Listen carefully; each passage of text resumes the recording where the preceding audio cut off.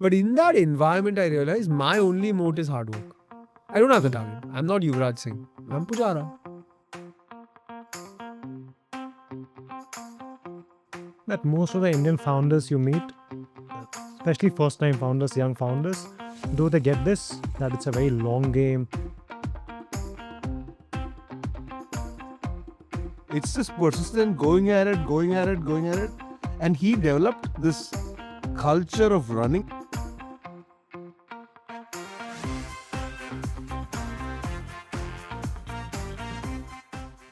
Welcome, guys. Welcome to our podcast, Building in India. Today, we actually have a guest who doesn't need any introduction. The entire India knows him. And he's also a Vaidya. friend. And a fellow cricket fan. Over to you, Arjun.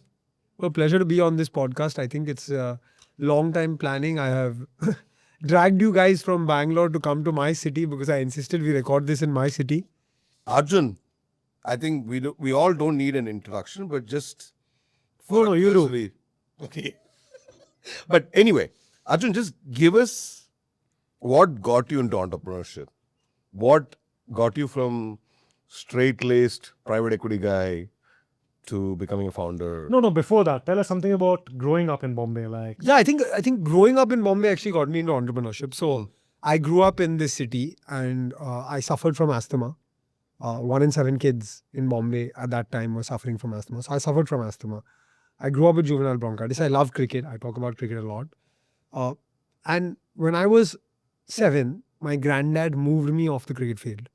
I was coaching in Hindu Gymkhana with Praveen sir, and my dada said there's too much dust on this cricket field. We don't have grassy wickets in Bombay. We just have mud and dust and no grass and all of that, right? So my dada moved me off the cricket field and forced me to play golf and squash.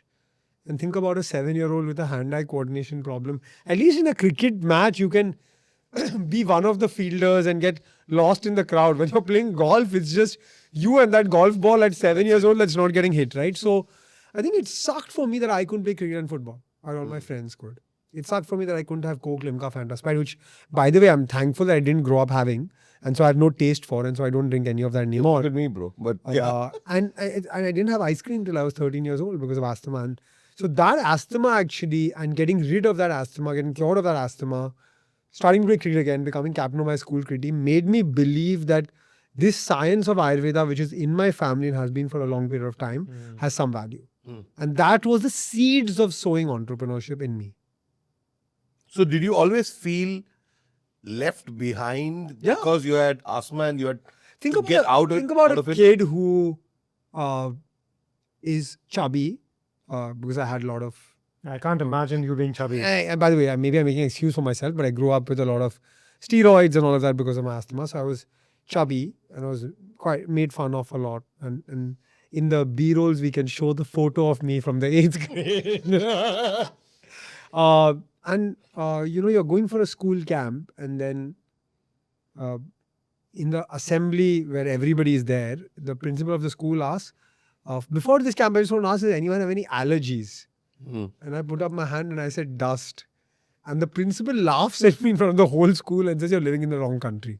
Right? So that feeling was a feeling of, I'm different from everybody else, and why am I different?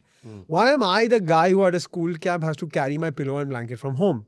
Am I the guy who can't go for sleepovers to any friends' houses because of my asthma? And that limiting factor is what made me say, hey, I want to do something about this. But especially as a kid, it must have been very difficult, right? Very hard. As an adult, you can still accept it, but as a kid, Even as an adult, you feel something. And so as a kid, and people make fun and people say things and, all of that stuff. Right? So that's like the internal fire that always pushed you, that you can test the boundaries. That's why some part of your love for sports also comes from that, right? I would say a love for sport was always there. Love for physical fitness is, of course, I never want to go back to that. But also when I was 14, 15, cured of asthma, I broke my hand while playing football, and it was a very bad injury here. You too? Here, this one. Same as me. Yeah, big one here. And that rod is still in. But when I got that injury, it was really bad, right? So I was on bed rest and struggling and all of that. And for some reason, my appetite went away. So I lost like 7-8 kilos. And the girl who I liked for a very long time finally said that she liked me back, and I got my first girlfriend at age 15. And that is when I said I'm never putting on weight again in my life. And it was at Brown that you started running as well, right? So Brown that I started running. Was it reading a post? Yeah, interesting story about running. So I had started doing a little bit of ellipticals and stuff in my summer before college, because my dad had an elliptical machine at home. So I would just do that machine. And then I started going to the gym at Brown, and I didn't know how to lift weights and all. And we go to the US, small Indian dude trying to lift like 2 kg, 4 kg dumbbells and all. You get a bit embarrassed, right? Like, what is this guy trying to do? so, and everyone there knows what to do in the gym. Right? But I didn't know anything. So eventually I said, okay, this treadmill thing, I can do as good as them, right? So I started doing this treadmill thing, and I was running 5Ks on the treadmill. And then this one girl in our hallway, she was in the track team at Brown. And one night she was like, hey, like, would you like to come for a run? And I was like, yeah, sure, I'll come for a run. But I told her, I'm like, look, I do only 5K on the treadmill, so maybe like 3-4K. And she's like, yeah, we'll do 3-4K, like it's fine, whatever. And then we just went running, and I was like panting through the whole run. She's like, no, we're just doing 3-4K. And at that time, you didn't run with your phone and all, right? Your phone didn't have so much capability. So I was running with the iPod Nano, that small little iPod. And she was tracking the run on some GPS watch, Garmin she had. I didn't have any of that. And so eventually we ran that day, and I struggled, but eventually we made to 10K. Wow. She didn't tell me we were doing 10K because she told me I'd have stopped. But I made it to 10K. And then I said, I love this. If I can do 10K, I can. Thank God she didn't ask you about allergies before the run. She didn't ask me about allergies, but that run made me feel like, oh, if I can do 10, I can do 12, 15. Nice. And then I ran my first marathon. Actually, the month before I graduated from college, I ran my first half marathon in Providence. Sweet. Now, the reason I asked you about running is that's a very similar trait to what most founders should aspire to have, right? Because it's, you got to push yourself, But sometimes you want to give up, but that persistence, a lot of people who are founders, especially on our podcast, talk about patience, pushing, that extra mile, the extra half a kilometers. And then I think every founder should watch, if not play, watch as many sports documentaries as possible. One, because it's great fun and we have access to content now that we never had growing up, right? Exactly. And the quality of content is just amazing, like the kind of stuff you can watch. But more than that, it's mentality, right? Like if you watch that documentary on Netflix, The Last Dance, and you see that flu game that Michael Jordan played with like 100 or 101 fever. Right, yeah. And his mentality to be able to train his mind to go and win that game, that winner's mentality, that failing in public, that rising up with back against the wall, that dealing with pressure. See, if you think about it, right? Other than restaurants, all other businesses, your failure and success is private. Now, you don't know if I'm doing well or not with my fund. I can tell you I'm doing well. But you can't validate it for me. You're not going to go to ROC and track the records of every company of mine and see if they're doing well. Restaurants and retail.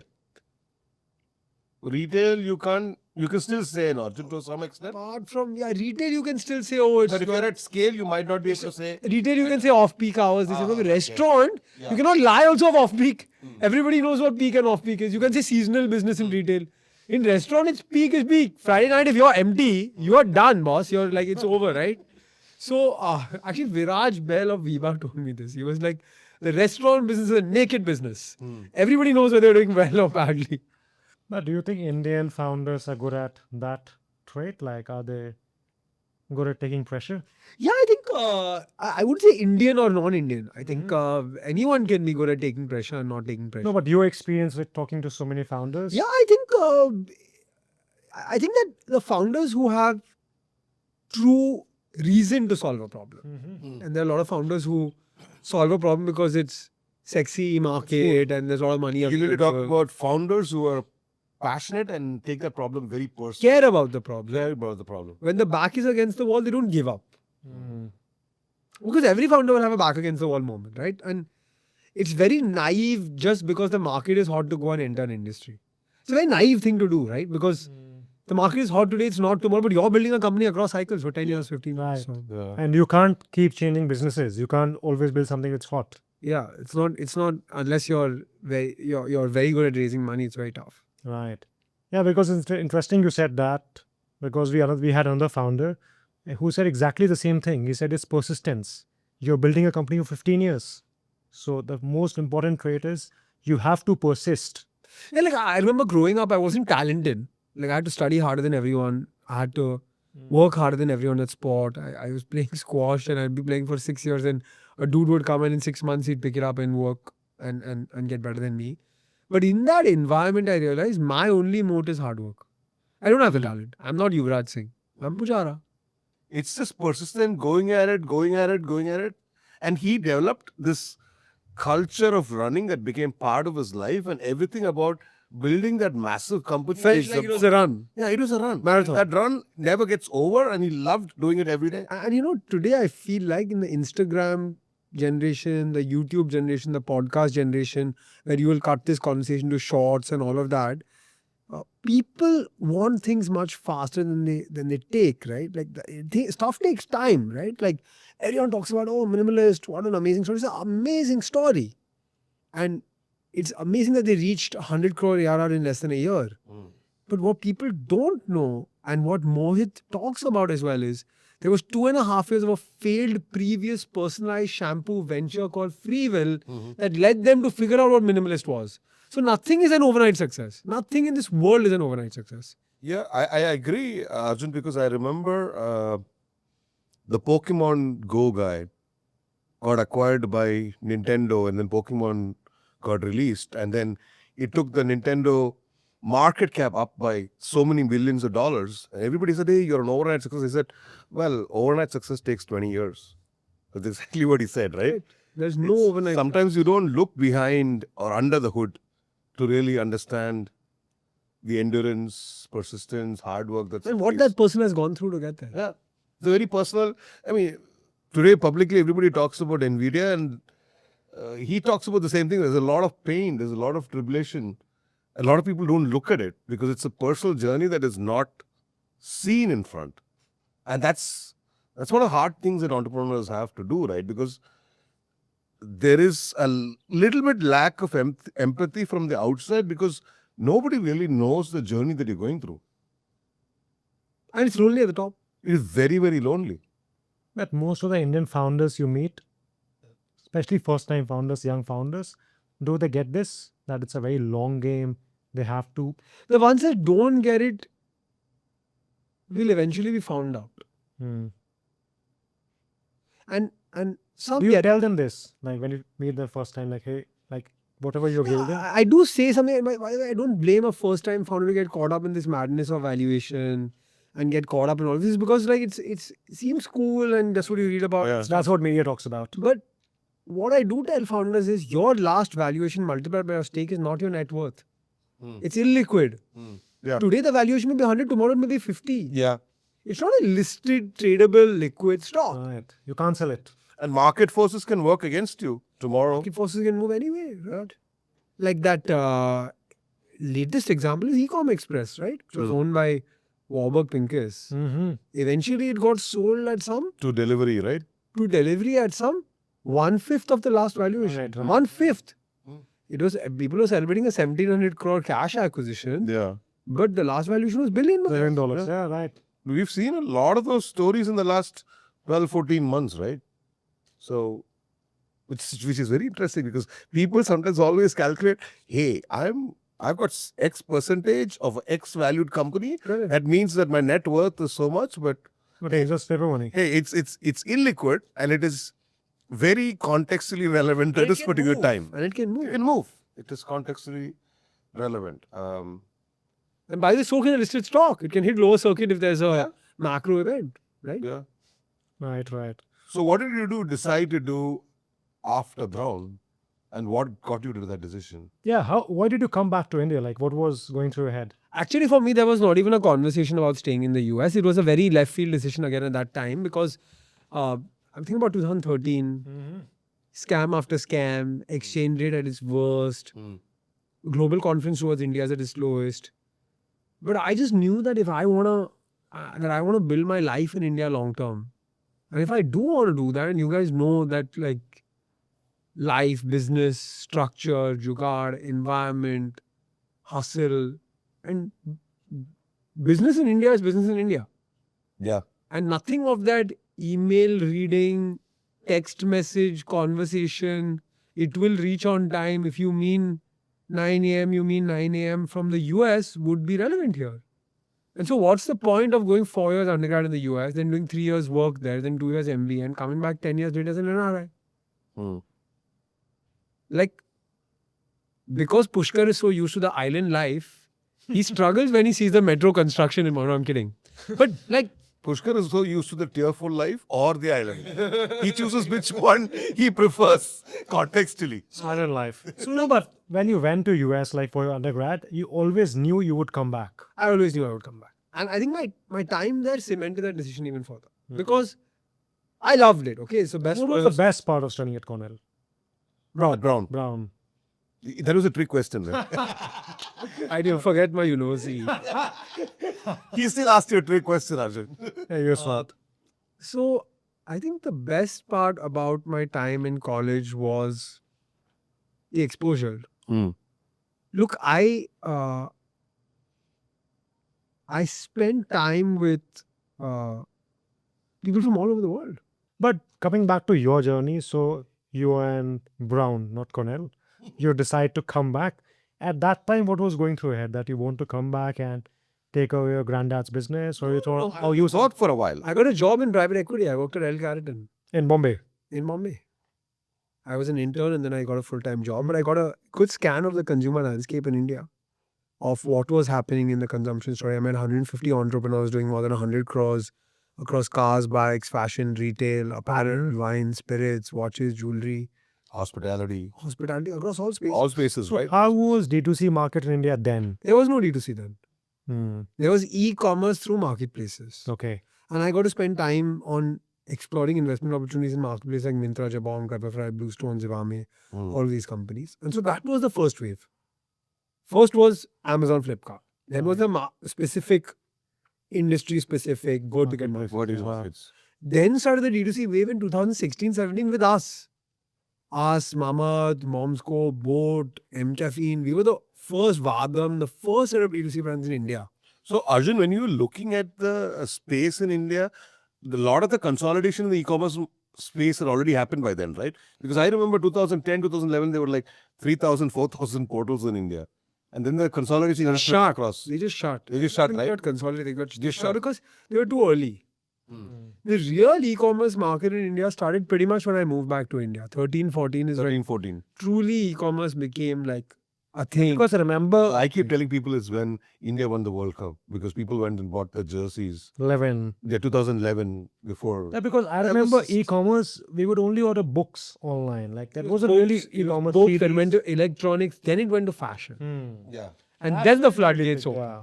And fashion started happening in fashion. 13, 14. Right. Yeah, I think in Jabong was If you said sell Jabong and if you Myntra sell are there. And at that time, I remember in 13, you used to always get in Diwali 20% discount, 25% discount on MacBooks. It was wild. It was like crazy. But when people started buying fashion online, they understood returns and they understood different sizing and they did that complex purchase. See, iPhone is an iPhone is an iPhone. Yeah. There are no A sizes. book is a book is a book. Right. You Right? have But when you large buy these nuanced products, Yeah. that's when really means behavior is changing. right. And And that then was you for have- 13, 14 around.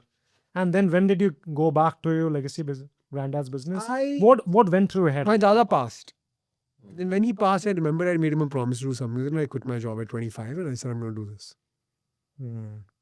And that was because you felt you had some amount of legacy that you wanted to take forward and certain amount of skills pedigree that you had developed post education, right, in your job.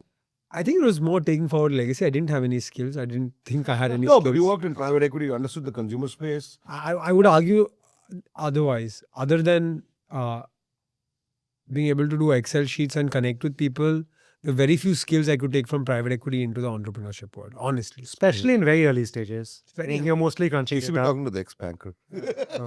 It's hard. Yeah, it's yeah. I want an introduction to social to sell my hangover product there. What in private equity, other than the connect to the founder, could help me? Hmm. And I didn't have that connect. I had to ask someone to make that connect for me. And then you thought, because e-commerce was already there. So you thought, yeah, we have to sell online. We can't do. We started offline. We did badly offline. Okay. And then So we started with offline. yeah, 2016 you would start. But originally the business was B2B. No, it was a clinic. It was not a business. It was just a clinic. One clinic that my dada sat in. But he had formulations. I remember you and me had conversations he about used to sell those formulations in his clinic. Or it's only on his clinic. Only in his clinic. Okay. And okay, some people like the product, so a few retailers would come pick up 50 units in the clinic and sell it in a chemist shop, like that kind of No, but it was such a big clinic that he needed a factory to support 300 it. patients a day in that clinic. Oh wow. Oh, okay. Big thing. And It this was more was like like a hospital. Yeah, it was Just like Ayurvedic clinic in and this was like a SaaS model, so he had to keep replenishing Correct. the medicines, and that's why he had Some a people will factory. just come in with a prescription and just replenish. They won't even see my granddad. Okay. Wow. So it was a clinic with a pharmacy attached. So you tried running that first. I always run the clinic, but without the doctor, the clinic business was like 1/5, 1/6, honestly. It's very interesting. So you looked So at then I went offline and I started this offline brand. It didn't work offline. And then my wife, who was my girlfriend at the time, was in Nykaa. And she said, hey, this online thing seems to be buzzing. So I was like, okay, why don't you join me and do it? And so she agreed. We got engaged. She joined the business and that set off the online journey. But that was a very different era, selling something through a website. Payment gateways were not that mature. They were fine. By 17, 18, they were fine. They were okay. They were not so seamless like Razorpay today, Mm-hmm. but they were there. You could buy through credit card. Yeah. And also, But mostly it was COD. So you're creating the content on your own and scrounging for groups on Facebook and all of that. Yeah. You're doing all that bottom-up stuff, right? It is like a hard run yards. to get things going. You don't know what's working. That's what founders go through. very Right? different time. Website. and set up a also warehouse warehousing, of your logistics. Set up a warehouse of your own. Right. Figure out what rack should go in the warehouse. Today it's all plug and play, right? Yeah. Like, figure out logistics. Shiprocket product was being built as we were building. So it's like, Trisha used to get on call with them and say, add this feature, add this feature, add this feature. Like that is how early we were in the market. So you were literally their design partners. Yeah, and they'll say it openly. Yeah.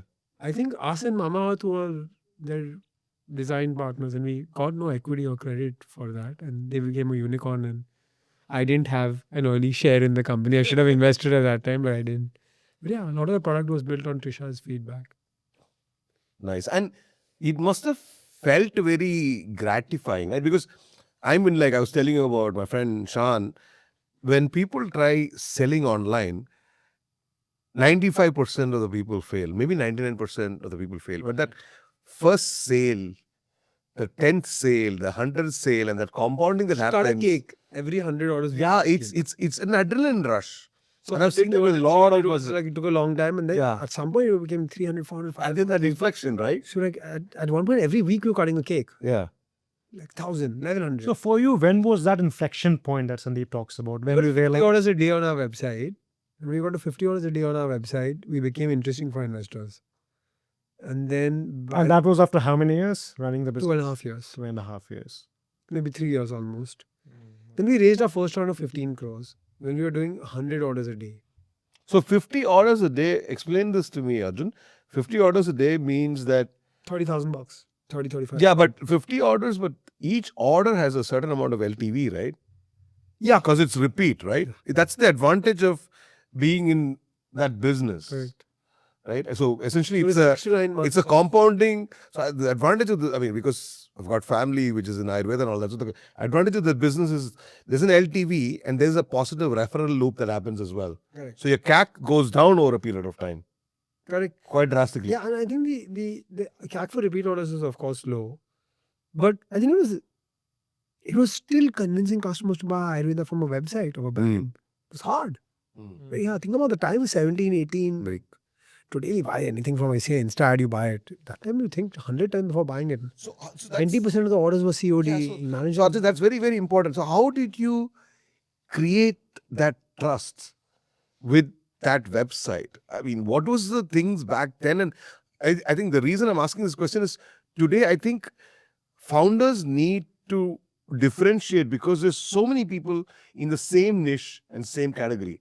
So that trust is, I think, a missing layer. So how do founders create trust in a D2C category? Yeah, I think we use 3 levers. One, the 150 years of legacy.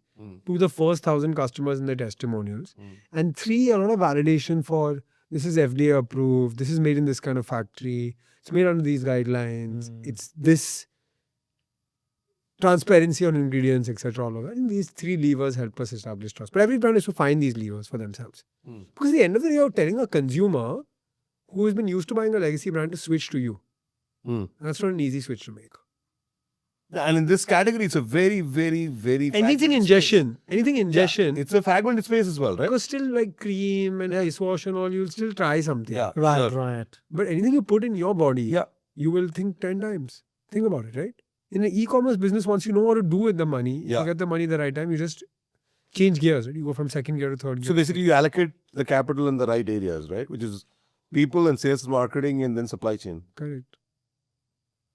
And then when you decide that, hey, let's sell it and do something else, We didn't decide. We got an offer Hmm.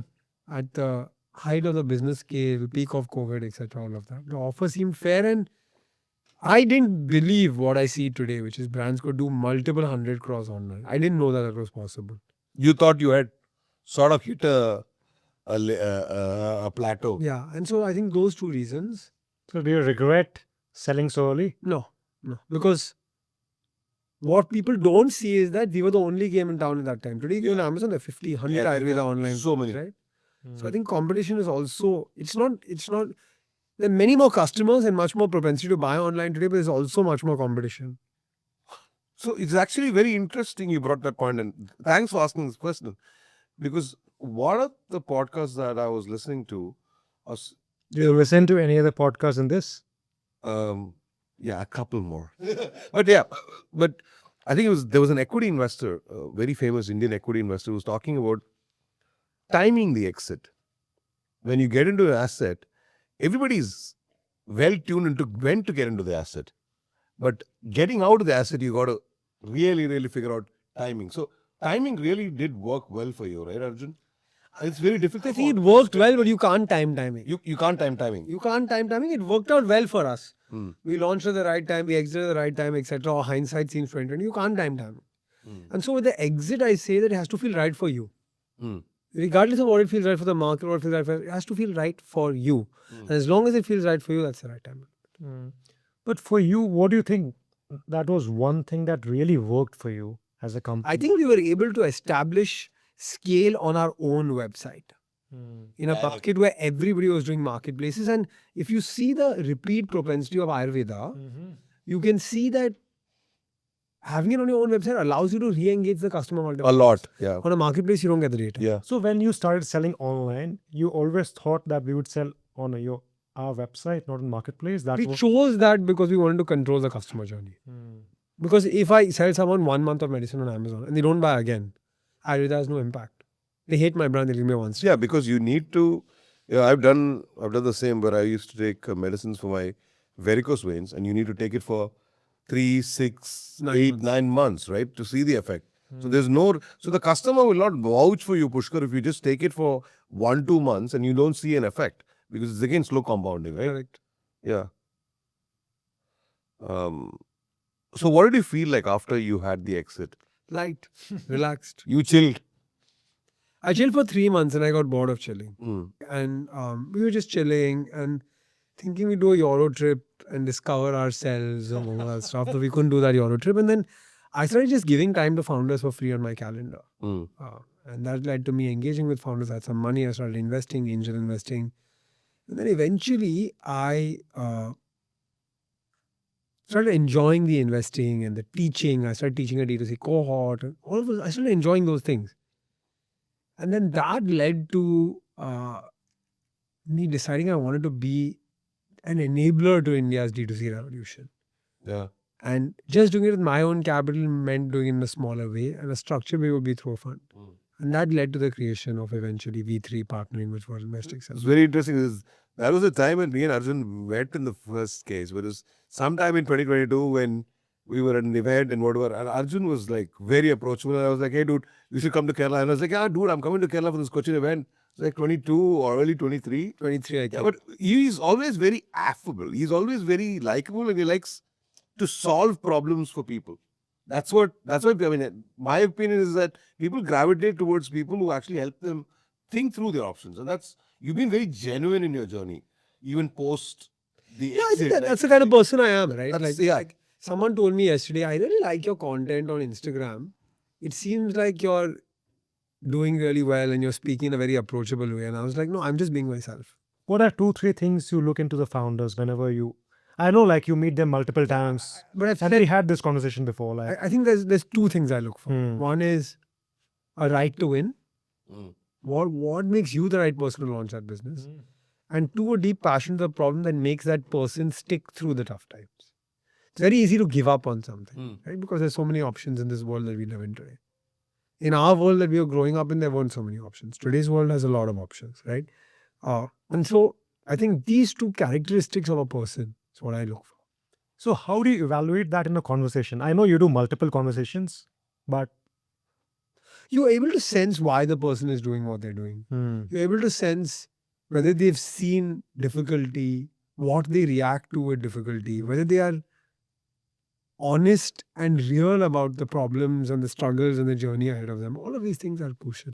right, because early stage investing is not really a science; it's more art, and you have to go by your They're gut. people, science. they're people bets. They're founder not bets, science, people it's not bets. just- I agree that everyone says about people bets, but it's very difficult to evaluate people in a conversation. One is 3 conversations. And the problem with somebody like Arjun is you will be getting so much of demand from across the country. Thousands of people. And how do you really filter out? So how do you filter out? How do you filter out? It's serendipity. I seem to somehow get to the right deals, but I need to figure out a way to. You're talking afford about it better. pickle for the like 3-6 months, and then you're telling me about Go Rally, right?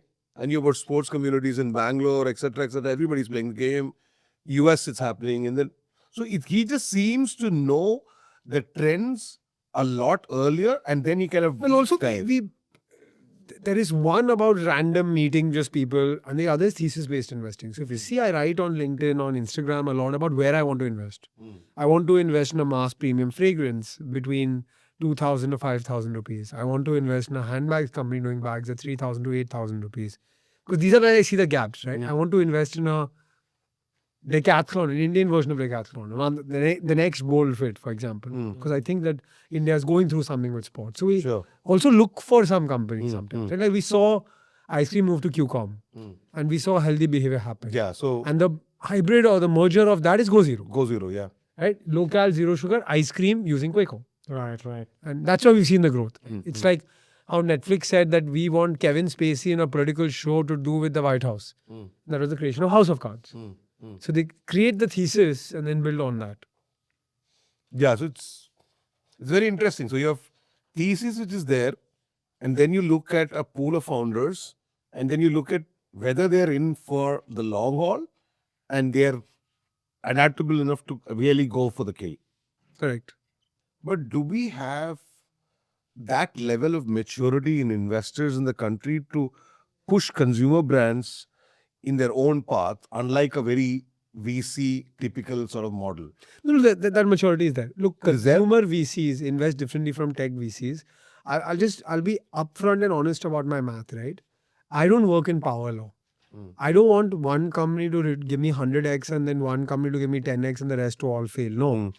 I need 6 or 7 of my 10 companies to succeed for my fund to make sense. So Right. it's a different math. Different math. Eventually, everything boils down to creating a 4-5x fund. Right? There's different ways to get there. Right. And this is the way we operate. We want less failures, maybe not a 100x success. No, you're very correct, because you can't have a 100x exit in D2C. It's It's very rare. very unlikely. Yeah. Possible, but very rare. Yeah, it's not tech investing. Correct. And that's where a lot of investors get it wrong, because you're always chasing that alpha. And that's what gets taught now, that power law, Pareto principle, one investment should return your fund. Doesn't happen in consumer. It's not the way consumer brand investing works. Right. So, Arjun, when you look at a composition of a D2C founding team, what are the essential ingredients? There's got to be, because, I mean, I'm not a native consumer guy, but I see there is product, there is So it's hacker, designer, developer. it's So a okay. growth person, Okay. a brand person, Hmm. and a back-end tech product person together. And you see this And maybe the founder- naturally, and you see that naturally occurring in the market. Yeah. Yeah, I think the tech part is not naturally occurring, but you can hire for that. The growth and brand is what D2C founders have Yeah. ingrained in. For sure. Right?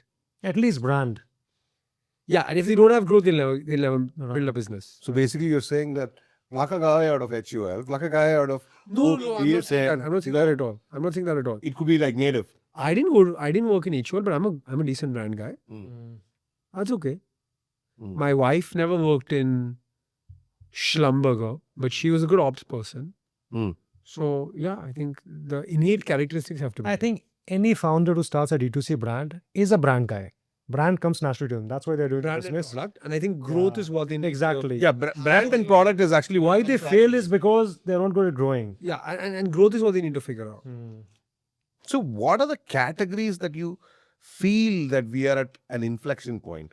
I talked about matcha outside, but what are the categories that you feel as a wait, this is 6 months, 1 year, this thing could go boom. Okay, this is not an investment advisory. This is not investment I advisory. think sports, Athleisure. athleisure, sports equipment, events, leagues, local leagues, technology and sport. I think sport, we're having a moment. Pets, I'm still bullish on pets. We've discussed it. Say, we've discussed it. I think there is mass scale adoption of pets and spending on pets like spending on kids. As an early parent, I will say kids because I spend all my money on the betterment of my kids' lives. There's that feeling, right? As a country goes through economic progress, I want my kid to have better lives than I had. Mm. And I think that space is now growing. Beauty personal care is evergreen. It's a massively deep market that's now creating nuanced segments, creating 100, 200, 500 crores. Yeah, it's a super segmentation of that. Super segmentation, but still creating scale. And then if you want to build a bootstrap business in D2C to 100 crores, the only space you can do it is Natural fashion. hair, fashion. Fashion. Arjun, I read a lot, and this is one question we ask all the founders who come to this show. Is there any one book, or could be multiple books, that have really influenced you, your thought, made you the person you are? Yeah, I think for me, I spoke about sports documentaries. I think those are things that I really enjoy. Recently, I've been reading this book, Daily Dad. It's 1 page a day on being a parent. They call it Daily Dad, but it's not just about dad, it's about parenting. 1 page a day about being a better parent. So I'm really enjoying that. And it's complex thoughts and not just one school, various schools of parenting. So it's helping me on my new journey of being a parent. Now, I have to ask a follow-up question because you brought this up. How has being a father changed your outlook towards life, towards everything? Like, I know it's a massive shift. It's a life-changing experience. It's a life-changing experience. It makes you feel a lot of perspective. But for me, the big change has been prioritization. Spend time on the things that matter because you can't do everything anymore. Awesome. It has been wonderful having you on the podcast. My pleasure. Many, many thanks for taking your time. We know you are a superstar founder. Always pleasure with you guys. Yeah. Hey, thanks, Arjun. And special shout out to our location partners, Beehive. You've seen the space. What a place. You know Beehive in Bangalore. Now they're expanding to Bombay, but Amazing location. biggest location. And thanks a lot, guys. Thanks, Arjun. Thanks, Pushki, for being the Mr. Hyde to the Dr. J. Thank you, guys. Thank you.